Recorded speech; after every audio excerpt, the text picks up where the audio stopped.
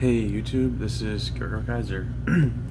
So this is really delayed, but I'm going to be doing a deck profile for you guys. On the deck I ran this most recent Michigan State Champion ARG State Championship. I went undefeated with the deck. I only had to ever go to game 3 once, and I think that was the very final match. I think it was, but I ran Prisms. Yeah, so the deck ran really well. I had to borrow a few cards, so there'll be a few things missing or they'll have to explain. So I figured I'd get to this though as well. So, but yeah, for those of you who haven't heard yet, the reason I'm so far behind on things is I got really busy after ARG Nationals in Philly. I got a new job working like 50 hours a week. My daughter was born. She's like 3 weeks old now. A lot of things. So, alright. So, getting started with the starter. I ran a Kari, or Kari, however you say her name. I liked her a lot. I liked her more than the Prism starter.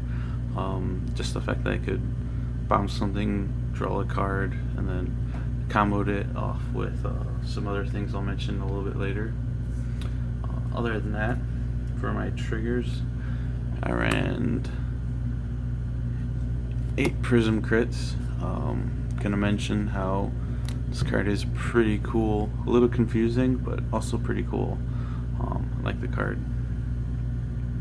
And then 4 draws, because if there was another Prism crit, I might have played that, but draws were pretty cool too. And then 4 heals. So that's it for the zeros. For my grade 1 lineup, I played 4 stride enablers. In this deck, striding is very important for your main power play of the deck. The main move the deck is known for, it's Sunshine Vert play.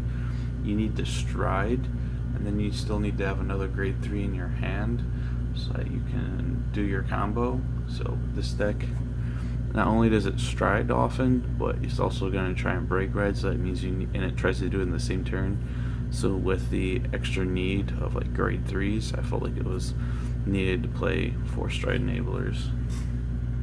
Next is 4 perfect guards. I did not run this one. I borrowed my friend's Prism perfect guards. While you can get away with just playing any perfect guard, it's best to play the Prism one simply because it's a Prism and you can use it with Labrador and things like that. So and then I played for Letty. Amazing card. This card is so good. So good. Gives out power, counter charges, soul charges. So good. My last grade 1 was my favorite grade 1 in the deck. Duo Pretty Horn. This is Soul Blast 2 draw on call. You can really abuse her in this deck. As I mentioned, you can earlier, my favorite play was call her, draw a card, use the starter, bounce her, draw a card, and then that was another card in soul, so that you have more souls so that you can call this again and draw cards. Super good.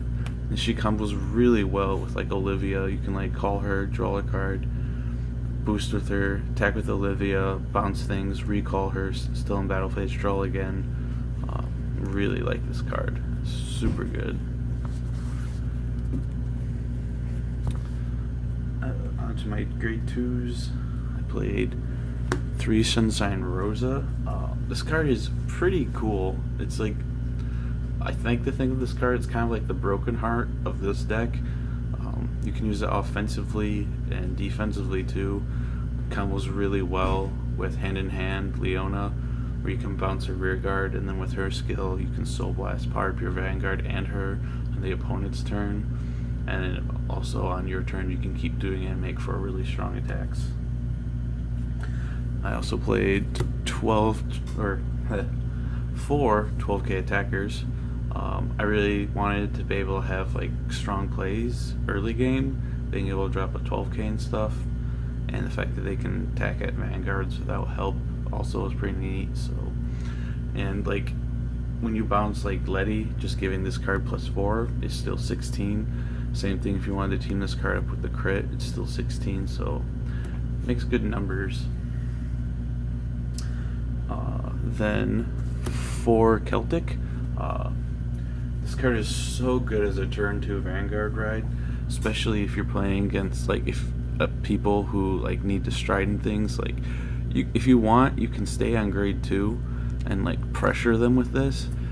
Like in the States, my opponents, almost everyone I played against, who was like really stride focused, I tried this and I'd stay on it, and yeah, they could like sea breeze, almost all of them did, but when they sea breeze, I didn't even care. I forced them to do the sea breeze using up their counterblast, and when they're sea breezing, like at least they don't have like a good vanguard. They're not doing the play they want to do. They're just doing what they can do to get their GB on. This card is really good. I like it a lot. For the grade 3s, for Vert or Break Ride, and then I played for Labrador. Some people play the new grade 3, the one that has the limit break 5. That card's okay. I don't think it's bad, not at all actually. I just don't like limit break 5s. I would rather like be able to do things like without having to worry about being at like the 5 damage part is what bothers me. Like once you get the 5 damage, yeah, it's probably better than Labrador. But Labrador just I can use like right away.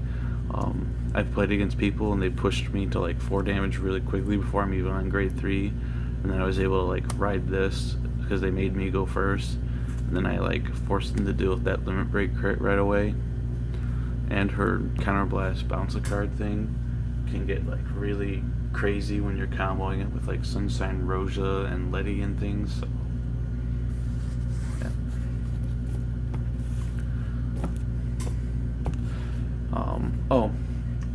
So in my lineup, you'll notice there's some non-prisms, but there's also more prisms than you've seen some people play. Like I'm not playing Admired Sparkle and like some other things some people might play.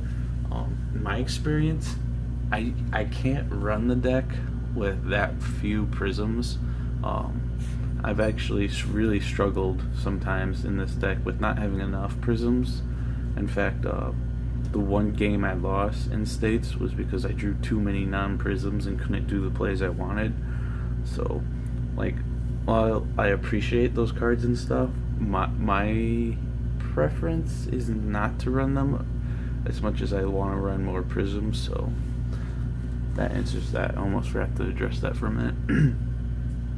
For my G zone, usually my first stride, if I couldn't go straight to Vert, is like Labrador. Very good card, very good. It's actually a pretty excellent first stride. Super good card. I didn't play 4 because I just didn't want to. I wanted to have more options. For Vert, like our next stage-ish like card in the deck, very good card. Amazing like what like 1 or 2 cards can do for like a deck. Like even like this card by itself could have been enough to like make Bermuda like good again, let alone like the other things they got. Next, you only see 2 here, but at the event I ran 4 Olivias, but I only actually have 2. I borrowed 2 of them, so yeah, you can get away with just 2. It's probably better to play 4. Next, 1 Seabreeze, 1 Blizza for the Link Joker matchup.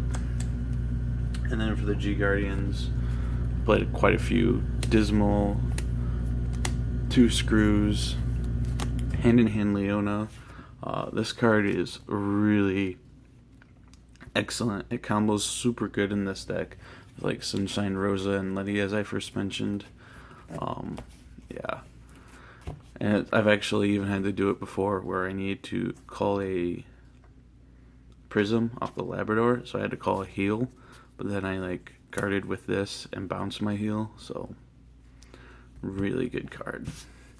And then my last card, one of the 20k card.